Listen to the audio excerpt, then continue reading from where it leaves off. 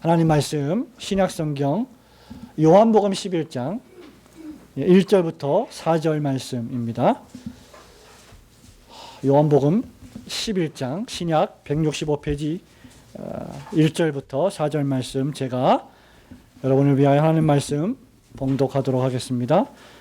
어떤 병든 자가 있으니 이는 마리아와 그 형제 마르다의 촌 베다니에 사는 나사로라. 이 마리아는 향유를 주께 붓고 머리털로 주의 발을 씻기던 자요, 병든 나사로는 그의 오라비로라. 이에 그 누이들이 예수께 사람을 보내어 가로되 주여 보시옵소서, 사랑하시는 자가 병들었나이다 하니 예수께서 들으시고 가라사대 이 병은 죽을 병이 아니라 하나님의 영광을 위함이요 하나님의 아들로 이를 인하여 영광을 얻게 하려 함이라 하시더라. 아멘.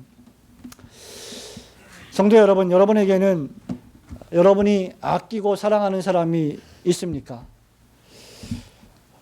그 사람이 어떤 사람이든지 만약 그 사람이 큰 병에 걸렸다고 하면 여러분은 기꺼이 그 사람에게 달려가 손을 붙잡고 기도해 줄 것입니다.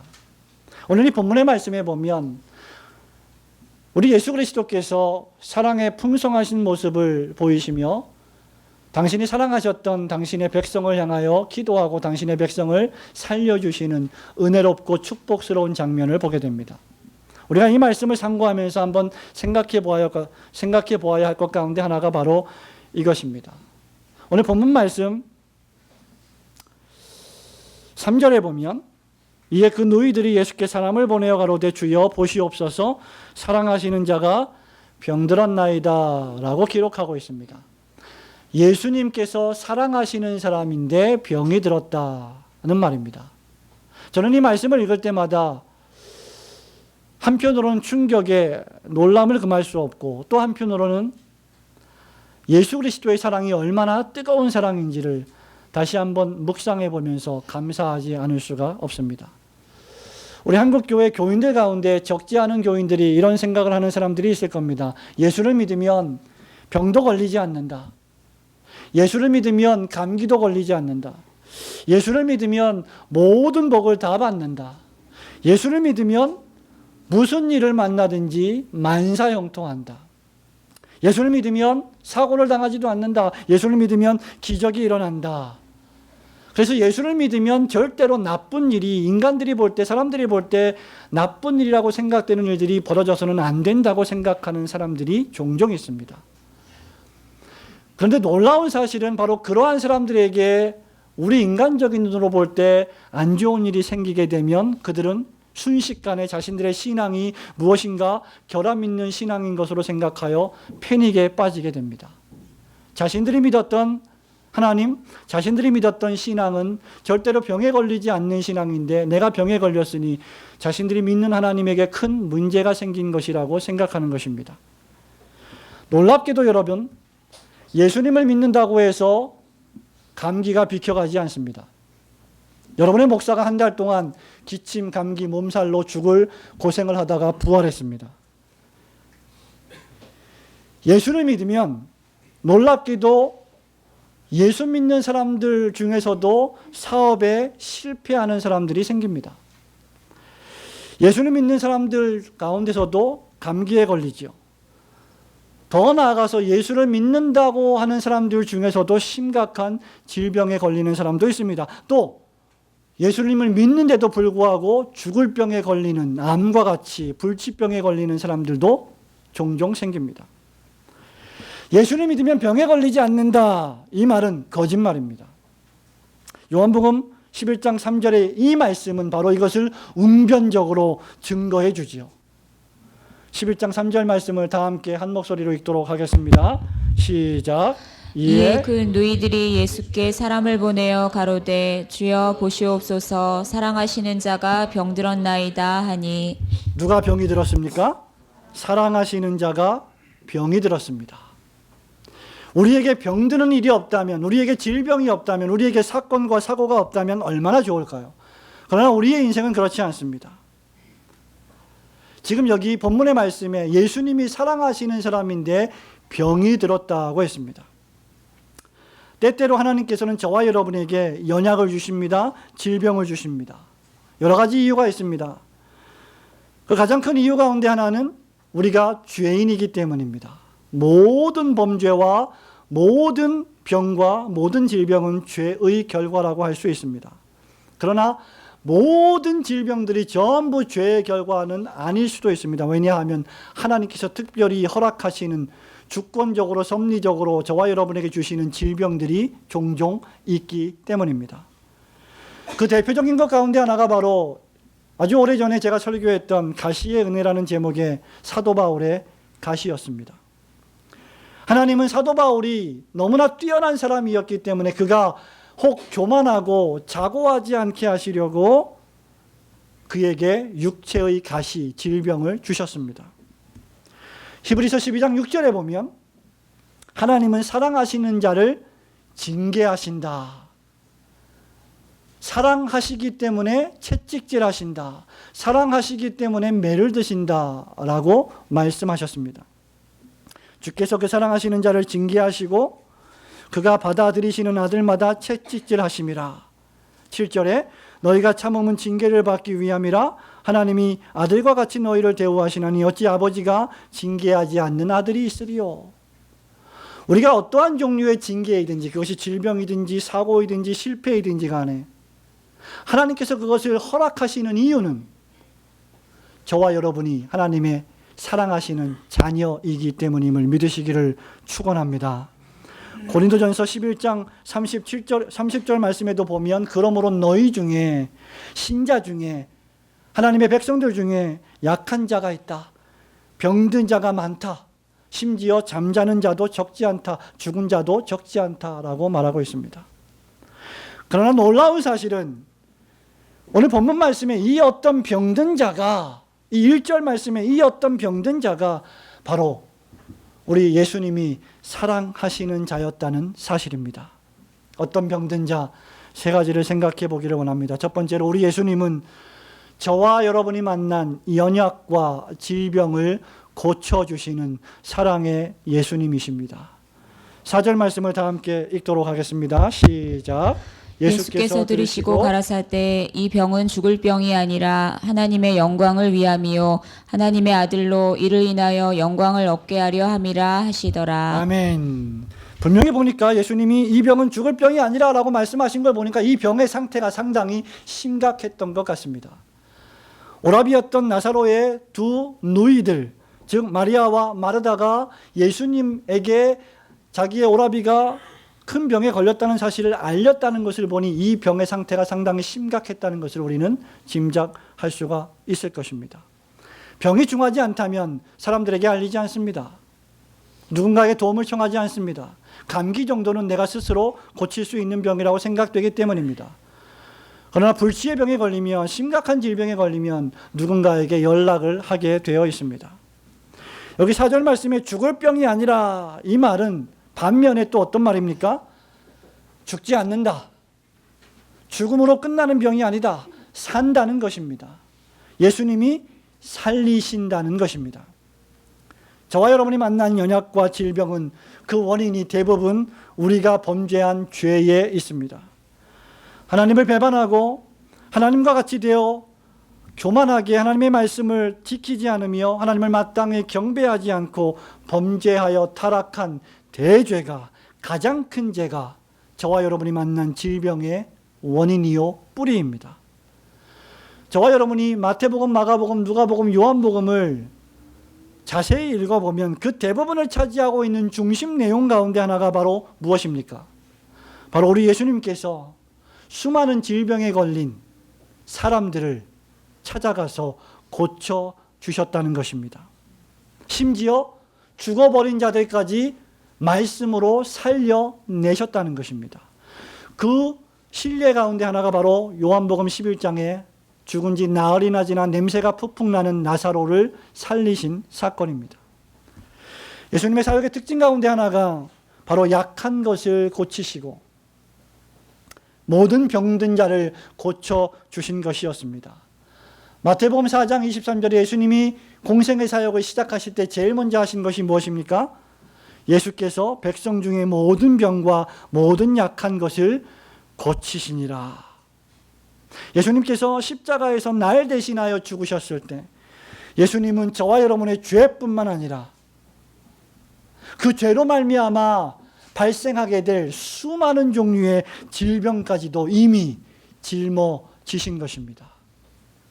이제 우리에게는 죄의 결과만 있을 뿐 죄의 원인은 사라졌습니다.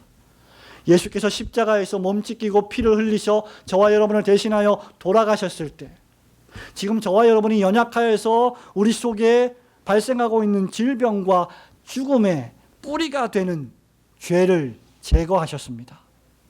더 이상 저와 여러분에게는 질병과 죽음이라고 하는 영원한 죽음이라고 하는 뿌리가 존재하지 않습니다. 그리스도의 속죄의 보혈이 죄의 원인을 제거했기 때문입니다. 예, 우리가 비록 아픕니다. 종종 우리가 질병에 걸립니다. 그리고 늙게 될 것입니다.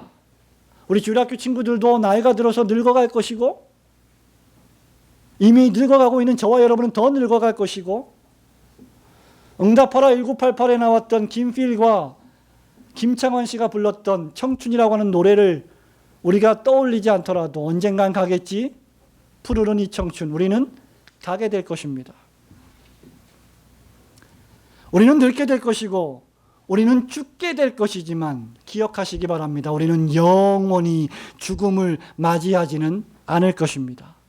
왜냐하면 지금 이 나사로가 병에 걸린 이 병은 영원한 죽음으로 끝날 죽을 병이 아니라 죽음이라고 하는 종국을 맞이해서 그 죽음이라고 하는 종국으로 끝장날 병이 아니기 때문에 이 병은 반드시 살아날 병이라고 하는 사실을 저와 여러분은 믿어야만 합니다. 여러분, 이 말이 무슨 말입니까? 죽음으로 끝나는 병이 아니라는 말입니다. 죽음이 목적이 아니라는 말입니다. 우리는 죽음으로 끝날 사람들이 아닙니다. 여러분, 이 말씀 한 가지에 위로를 받으시기를 주님의 이름으로 축원합니다. 로마서 8장 1절과 2절에 사도 바울이 뭐라고 말합니까? 그러므로 이제 그리스도 예수 안에 있는 자에게는 결코 정죄함이 없나니 이는 그리스도 예수 안에 있는 생명의 성령의 법이 죄와 사망의 법에서 너를 해방하였습니다. 그리스도 예수 안에 있는 생명이라고 하는 법이 아담 안에서 죽어버렸던 우리의 사망의 법에서 우리를 해방시켰다는 것입니다. 우리는 면역력이 떨어지고 우리는 운동을 안 하고 우리는 여러 가지 어려운 가운데 감기에 걸리고 기침을 하겠지만 우리는 죄에서 해방되었습니다. 그리고 우리는 영원히 죽지 않을 것입니다. 우리에게는 육체적인 질병보다 더 큰 질병이 있죠. 우리에게는 질병 중에 질병, 가장 큰 질병, 가장 큰 대죄의 질병이 있습니다. 그것이 바로 하나님을 대적하고 하나님을 예배하지 않는 죄입니다.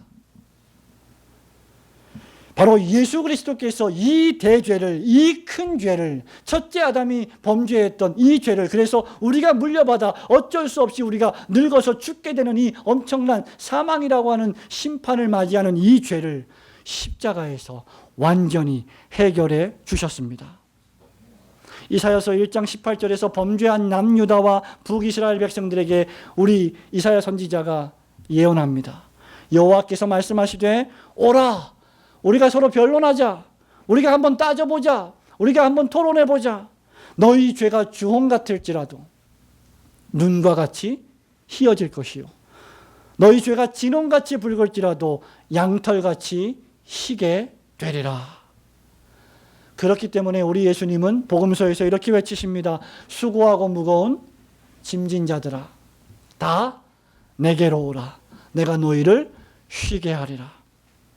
마태복음 8장 16절에서 주님이 말씀하신 말씀을 마태는 이렇게 기록합니다. 저물매 사람들이 귀신 들린 자를 많이 데리고 예수께 오거늘 예수께서 말씀하사 귀신들을 쫓아내시고 병든 자들을 다 고치시니 이는 선지자 이사야를 통하여 하신 말씀에 우리의 연약한 것을 친히 담당하시고 병을 짊어지셨도다 함을 이루려 하심이더라. 성도 여러분, 예수님은 저와 여러분의 연약한 것을 담당하셨고 심지어 우리의 질병까지도 짊어지셨습니다. 예수께서 우리 죄를 짊어지실 때 우리의 질병도 함께 짊어지신 것입니다. 그렇기 때문에 여러분이 인생을 살아가면서 어떤 질병에 걸리든 어떤 아픔이 있든지 이 말씀의 위로를 받으시고 주님을 더욱더 가까이 하시기를 예수 그리스도의 이름으로 축원합니다. 어떤 병든지 두 번째 무엇입니까? 저와 여러분이 만나는 질병은 주님께 더욱더 영광을 돌리는 수단이 된다는 사실입니다. 4절 말씀을 다시 한번 읽도록 하겠습니다. 4절 시작. 예수께서 들으시고 가라사대 이 병은 죽을 병이 아니라 하나님의 영광을 위함이요 하나님의 아들로 이를 인하여 영광을 얻게 하려 함이라 하시더라. 아멘. 도대체 이 말씀이 무슨 말씀입니까? 이 병은 죽을 병이 아니다. 하나님의 영광을 위하여 나사로가 병들었다 그 말입니다. 여러분, 병이라고 하는 것이 좋은 것입니까? 나쁜 것입니까? 예, 나쁜 것입니다. 고통스러운 것이죠. 힘든 것입니다. 그런데 하나님의 영광을 위하여 나사로가 고통을 당하고 있다. 나사로가 병들었다 그 말입니다. 그렇다고 하면 나사로의 이 병은 종국적으로 가면 나쁜 거나 고통스러운 것이 아니라 오히려 하나님이 기뻐하실 것이요 하나님께 영광이 되는 은혜로운 질병인 것을 우리는 깨달아야만 합니다. 우리가 아플 때, 우리가 힘들 때 우리는 그것을 종종 잊어버릴 때가 많습니다. 질병이라고 하는 것은 종종 주님을 가까이 하는 수단이 됩니다. 심지어 저와 여러분이 죽는 순간조차도, 죽음조차도 하나님의 영광의 수단이 됩니다. 여러분, 그것이 어떻게 하나님의 영광의 수단이 됩니까? 40절 말씀을 보시기 바랍니다. 예수께서 가라사대 내 말이 내가 믿으면 하나님의 영광을 보리라 하지 아니하였느냐 하신대. 무엇을 믿으라는 말입니까? 나는 부활이요 생명이니 나를 믿는 자는 죽어도 살겠고 살아서 나를 믿는 자는 영원히 죽지 아니하리니 이것을 내가 믿느냐? 라고 마르다와 마리아에게 말씀하셨습니다. 그렇다고 하면 이 나사로가 고통을 당하고 있는 이 질병은 다시 살아날 부활의 질병이요 그 결과 궁극적으로 하나님의 영광을 선포할 질병의 수단, 도구가 되는 것입니다. 여러분, 본문 이 말씀 앞에도 보면 9장 말씀에도 보면 날 때부터 소경된 자가 나옵니다. 사람들이 따져 묻기 시작합니다. 이 사람은 도대체 전생에 무슨 죄를 지었길래 태어날 때부터 앞을 못 보는 비참한 소경이 된 것입니까? 사람들이 이러쿵저러쿵 말들을 했습니다. 그때 우리 예수님께서 뭐라고 말씀하십니까? 그에게서 하나님의 하시는 일을 나타내고자 하심이니라. 부모의 죄도 아니고 본인의 죄도 아니고 하나님의 영광을 위한 것입니다. 그의 질병이 하나님의 영광을 위한 것이라면 굳이 저와 여러분이 이 질병을 좀 제발 떠나게 해 주십시오, 고쳐 주십시오라고 기도할 필요가 무엇이겠습니까? 행복은 종종 예기치 않는 데서 발생합니다. 저와 여러분은 건강할 때, 튼튼할 때 그것이 얼마나 행복한 것인지를 깨닫지 못합니다. 그러나 어느 순간 여러분의 다리가 무너지고 여러분의 심장이 무너지고 여러분의 팔이 무너지고 여러분의 머리가 무너져서 쓰러지게 될 때 그제서야 비로소 내 건강이 이렇게 축복스럽고 행복한 일이었구나라는 것을 깨닫게 됩니다. 본문을 보시기 바랍니다. 예수의 사랑하시는 자가 병들었나이다. 주께서 사랑하시는 자가 병들었나이다. 사랑하는 성도 여러분, 여러분은 주님이 사랑하시는 자들입니까? 여러분은 주님의 사랑을 받은 자입니까? 병들었나이다. 그 어떤 의사도 당신의 질병은 하나님의 사랑하심의 증거입니다 라고 말하는 의사는 없습니다. 그렇게 말할 수 없습니다. 그렇게 말한다면 돌을 맞을지 모를 것입니다. 그러나 성경은 때때로 저와 여러분의 질병이 하나님이 당신을 사랑하시는 증거입니다 라고 선포하곤 합니다. 요한복음 9장, 요한복음 11장 말씀이 바로 그러한 구절들입니다. 우리는 질병을 허락하시는 하나님의 섭리와 주권을 볼 줄 알아야 합니다. 굳이 질병뿐이겠습니까? 가정의 불화, 사업의 실패, 사랑하는 사람과의 사별, 여러 가지 어렵고 힘든 복잡한 일들, 이 모든 것들이 우리 주위에서 발생할 때 그것을 허용하시는 하나님의 주권, 하나님의 섭리를 발견해야만 합니다. 질병이나 고난은 하나님의 사랑의 본질일 수 있습니다. 왜냐하면 그것 때문에 저와 여러분은 더욱더 겸손하게 되고 더욱더 저와 여러분을 만드신 창조자, 지존자, 지극히 높으신 하나님을 만나게 되고 가까이 하게 되기 때문입니다. 여러분, 아파보지 않은 사람은 그 아픔이 주는 유익을 알지 못합니다. 그래서 아파보지 않은 사람은 교만합니다. 저 정말 아파야 돼요. 저와 여러분, 특별히 그리스도인들이, 특별히 목사들이, 특별히 중직자들이 좀 아파야 돼요. 그래야 아픈 성도들의 심정을 이해하고 힘들고 어렵게 고통스럽게 살아가는 사람들의 마음을 이해하고 사랑할 수 있게 됩니다. 여러분, 아프면 가장 먼저 어떻게 됩니까? 안 아파보셨습니까? 일단 아프면 잘 못 움직입니다. 그리고 아프면 말하기도 어때요? 귀찮아요. 그래서 말을 잘 못해요. 입을 다뭅니다. 조용해집니다. 어떻게 되는지 아십니까? 겸손해집니다. 하나님, 제발 이 허리만 좀 정말 이 끊어질 듯한 이 허리의 고통, 이 근육경련의 고통, 이 디스크, 이것만 좀 해결해 주시면 제가 진짜 주님의 일을 평생도록 하다가 죽겠습니다. 여러분, 아파봐야 그런 고백을 합니다. 그래서 누구하고 얘기하는데 그러더라고요. 교회는 전부 다 아픈 사람들이 일한다고. 전부 다 골병든 사람들이 일한다고. 왜? 은혜를 충만히 받아가지고. 성도 여러분, 우리의 질병 때문에, 우리의 아픔 때문에, 우리의 사고 때문에 우리는 더욱더 겸손하게 되고 하나님을 가까이 하게 됩니다. 질병으로 인해서 침상에서 아침을 맞고 침상에서 저녁을 맞게 됩니다. 주님과 함께 하루 24시간을 동행하게 됩니다. 뿐만 아니라 주님은 우리에게 질병과 고난도 주시지만 그 질병과 고난을 넉넉히 감당할 힘도 주십니다. 우리에게 은혜와 긍휼을 베풀어 묵묵히 주님의 뜻에 순종할 힘을 주십니다. 올 11월, 12월은 혹독한 가을과 겨울이었다고 생각이 됩니다. 저 개인적으로도 그랬고 또 적지 않은 성도님들도 그렇고 지금도 감기 몸살 기침으로 고생하시는 분들도 계시고 또 제가 알고 있는 친구 목사님들 가운데 감기에 걸리지 않은 사람을 손을 꼽을 정도로 상당히 심각한 무슨 유행병처럼 감기가 돌고 있었습니다.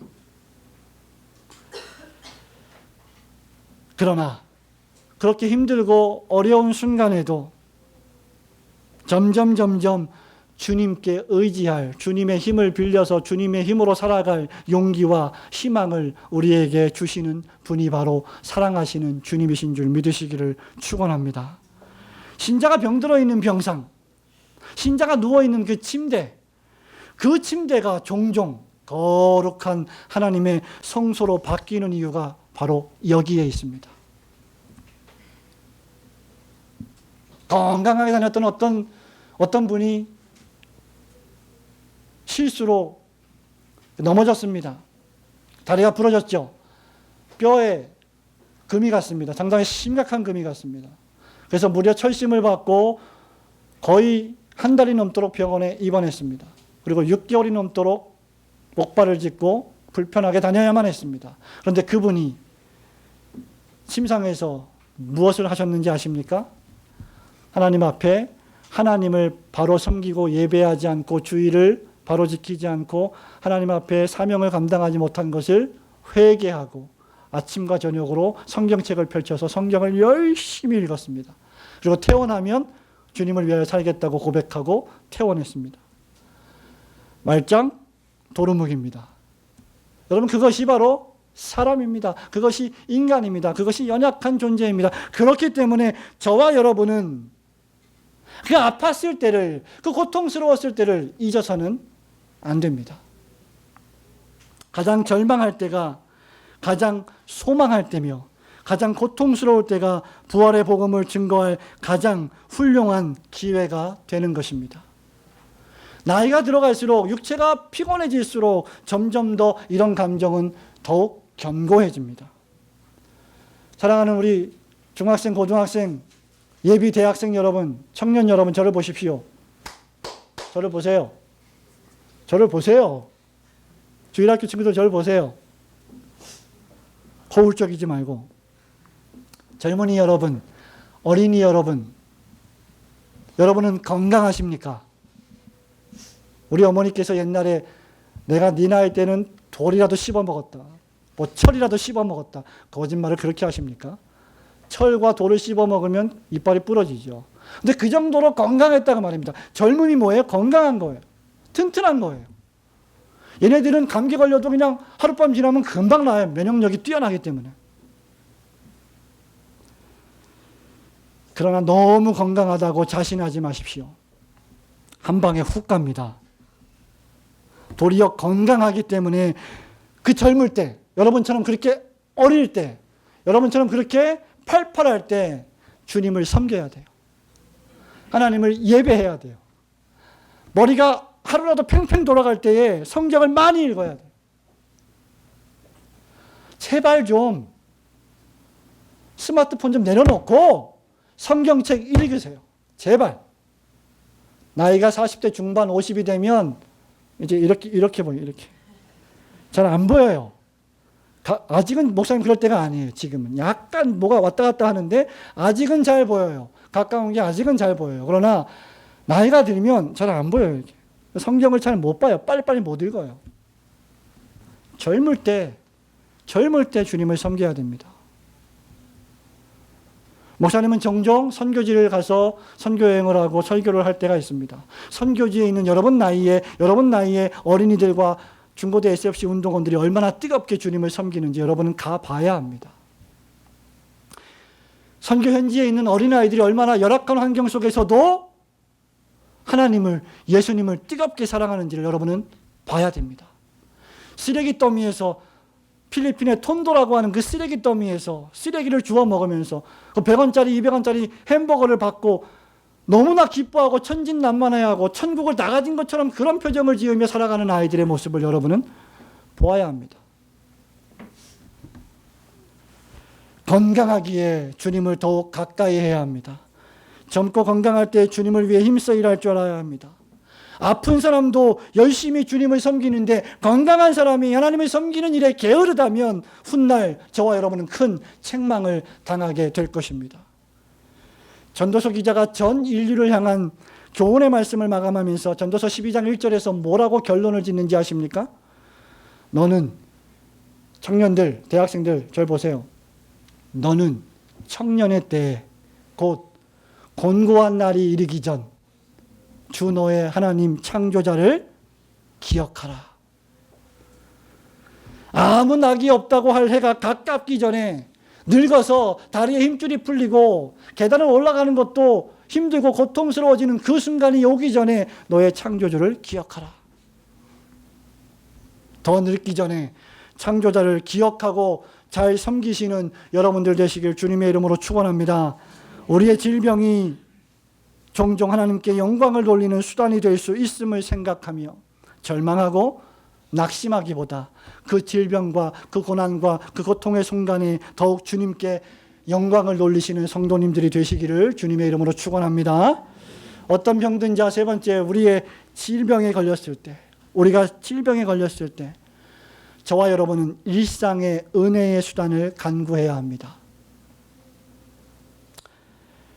3절 말씀을 같이 읽습니다. 3절 시작. 이에 그 누이들이 예수께 사람을 보내어 가로되 주여 보시옵소서, 사랑하시는 자가 병들었나이다 하니. 아멘.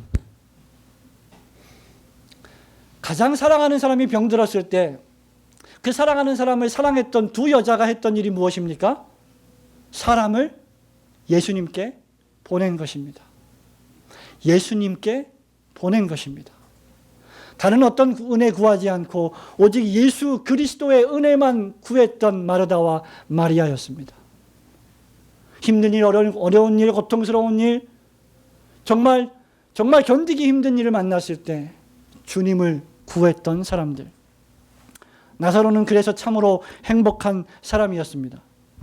본문 5절에 보면 마리아와 마르다의 사랑을 온몸에 받았던 인물이 바로 나사로입니다. 더 나아가서 나사로가 왜 행복했습니까? 예수님이 사랑하셨던 자였기 때문입니다. 여러분, 천지를 창조하신 하나님의 아들 예수 그리스도가 사랑하시고 사람들에게 사랑을 받는 사람만큼 사랑스럽고 행복한 사람이 어디 있겠습니까? 여러분들이 하나님의 사랑을 온몸에 받고 올고든 교회 모든 가족들의 사랑을 온몸에 받는 성도라고 하면 그것보다 행복한 일이 어디 있겠습니까? 인생을 살아가면서 내가 정말 아끼고 사랑하는 사람이 나를 사랑해 주는 것보다 더 행복한 일은 세상에 존재하지 않습니다. 나사로가 바로 그런 사람이었습니다. 나사로의 누이들의 행동을 보십시오. 그들은 예수님을 찾았습니다. 그들은 다른 사람이 아닌 예수님에게 이 사실을 알리고 싶어 했습니다. 이것이야말로 신자가 가장 최우선적으로 해야 할 일이 아닙니까? 예수님이야말로 요한복음 11장 25절에 나는 부활이요 생명이니, 예수님이야말로 부활이요 생명이기 때문입니다. 사랑하는 성도 여러분, 우리는 사도 야고보가 말한 바와 같이 병 낫기를 위해 간구해야 마땅합니다. 우리 가족 가운데 누가 병에 들었으면 우리는 금요일마다 수요일마다 기도하지 않습니까? 우리가 이 집사님을 위해서 얼마나 기도했습니까? 우리가 김성호 집사님을 위해서 얼마나 기도했습니까? 저와 여러분이 목사를 위해서 얼마나 기도했습니까? 우리가 어떻게 병 낫기를 위해 간구해야 합니까? 야고보서 5장에 보면 기름을 바르고 성령께서 우리에게 주신 은혜를 생각나게 하는 것입니다. 그 초점이 어디에 있습니까? 바로 구원에 있습니다. 단순히 이 질병에서 좀 고쳐주세요. 이 암에서 좀 회복시켜주세요. 의식이 돌아오게 해주세요. 그것 자체로만 목적이 되는 것이 아니라 그 결과 그가 죄를 사함받고 구원에 이르게 하기 위한 것이 바로 병 낫기를 위해 간구하는 목적입니다. 병만 낫고 구원을 얻지 못한다면 그것이 무슨 소용이 있겠습니까? 그렇기 때문에 병 낫기를 위해 간구하는 것은 죄사함에 있습니다. 우리는 평범한 은혜의 수단을 통하여서 하나님께서 약속하신 기적을 믿어야 합니다. 여러분, 기적은 일상의 은혜에서 온다는 사실을 명심해야 합니다. 올고든 교회를 다닌다면 여러분은 특별한 기적을 추구해서는 안 됩니다. 여러분은 일상의 은혜를 통하여 하나님께서 우리에게 주신 은혜의 수단들을 통하여 저와 여러분에게 매주마다 매일마다 베푸시는 기적을 맛보아야만 합니다. 너무나 많은 사람들이 말씀을 떠나 성경을 떠나 기도를 떠나 찬양을 떠나 신비한 기적을 추구합니다. 병을 고치는 목사, 기적과 이적을 베푸는 신령한 목사를 추구합니다. 저에게는 그런 능력이 없습니다. 그렇기 때문에 병들었을 때 저에게 병을 고침받기 위하여 기도받으러 오지 마십시오. 저는 주님의 은혜가 그에게 임하기를 위하여 기도할 뿐입니다. 우리가 그렇게 기도할 때 주님께서 은혜를 베푸셔서 병을 고쳐주시는 분은 주님이시지 목사가 아닙니다. 어떤 분이 이런 말을 합니다. 목사님, 저는 의사를 믿지 않습니다. 저는 주님을 믿습니다. 주님이 고쳐주실 것을 믿습니다.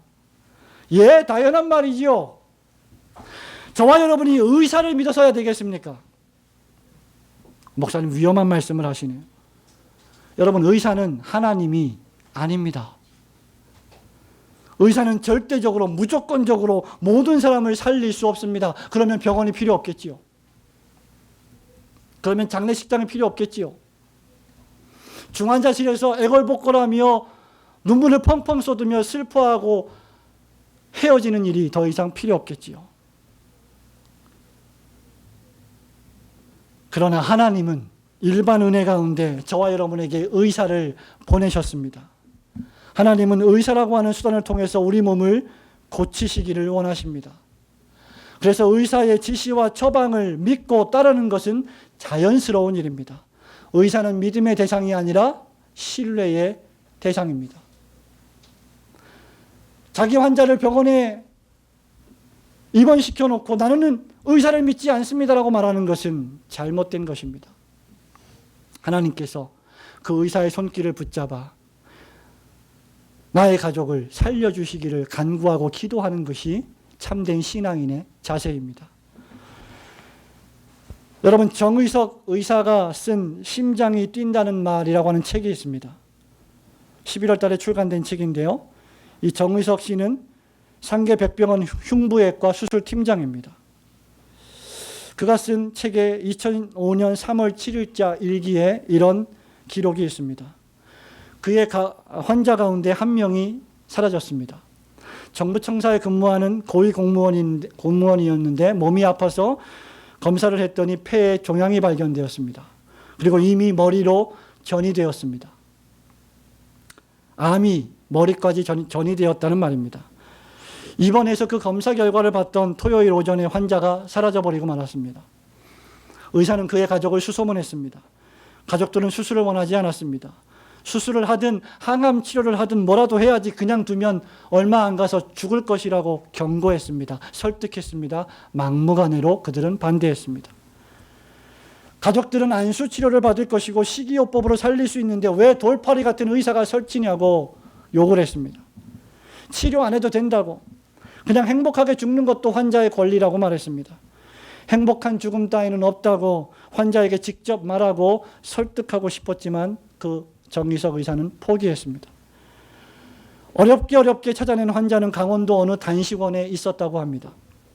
환자와 통화를 했습니다. 그런데 그 환자가 단식을 통해서 몸속의 암 성분을 다 배설하겠다고 말했습니다. 이 의사가 포기할 법도 한데 참 얼마나 사랑이 넘치는 의사, 끈질긴 의사였든지 한숨이 절로 나와서 또 한참을 설득했다고 합니다. 의학적으로, 감정적으로. 하지만 그가 마지막 말 한마디에 입을 다물었다고 합니다. 선생님, 어머니랑 제 아내가 원해요. 이런 치료를.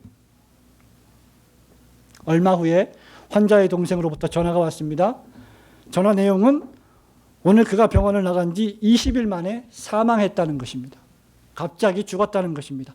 형이 갑자기 죽어서 가족들이 많이 놀라고 있다고 했습니다. 그리고 그 정의석 의사에게 이런 말을 꼭 하고 싶다고 했습니다. 나중에 자기 형 비슷한 가족이 오면 꼭 우리 형 이야기를 하고 치료받게 해달라고. 절대로 자기 형 같은 사람이 생기지 않게 해달라고. 그래도 자기 형을 환자 대접해줘서 고맙다고, 감사하다고 연신 인사를 했다고 합니다. 성도 여러분, 이 정의석 씨가 쓴 심장이 뛴다는 말의 이 일부의 내용은 저와 여러분에게 많은 생각을 하게 만듭니다. 저와 여러분에게 신비한 기적은 존재하지 않습니다. 신비한 기적은 이미 저와 여러분의 믿음 안에 있기 때문입니다. 매주 드리는 주일 오전 예배, 주일 오후 예배, 수요 예배, 금요 기도회, 예배를 통해 말씀을 통해 찬양을 통해 기도를 통해 하나님의 기적이 지금도 이어지고 있다는 생각을 하는 사람은 그리 많지 않습니다. 그러나 이것이 바로 하나님의 기적임을 믿으시기를 축원합니다. 그 어떤 일이 있어도 지금 여러분에게 베풀어 주시는 그 일상의 은혜에 감사하며 하나님이 우리에게 허락하신 모든 세상의 기관들을 신뢰하고 그것을 통하여서 하나님께 영광을 돌리는 저와 여러분이 되시기를 주님의 이름으로 축원합니다. 사랑하는 성도 여러분, 말씀을 맺습니다. 여러분 가운데 혹시 오랫동안 질병에 시달리고 있는 분이 계십니까? 여러분 가운데 희귀한 병에 걸린 분이 계십니까? 힘을 내십시오. 용기를 가지십시오. 여러분의 질병이 어떤 이유에서 발생했든지 간에 주님은 여러분을 사랑하십니다. 기억하십시오. 주께서 사랑하시는 자가 병들었나이다. 결국 예수님은 저와 여러분을 고쳐 주실 줄로 믿습니다. 왜냐하면 그분은 부활이요 생명이시기 때문입니다. 부활이요 생명이신 주님이 바로 여러분을 사랑하시기 때문입니다. 여러분은 주께서 사랑하시는 병든 자이기 때문입니다. 그렇다고 하면 우리가 아플 때, 우리가 힘들 때, 우리가 고통을 당할 때 나의 가는 길을 오직 그가 아시나니 그가 나를 단련하신 후에는 내가 정금같이 나오리라고 하는 욥의 고백처럼 그 고백을 마음에 새기고 나의 질병을 이미 십자가에서 짊어지신 예수님을 바라보며 그분께 모든 영광을 돌리고 그분의 사랑을 충만히 받는 성도님들이 되시기를 주님의 이름으로 축원합니다. 주신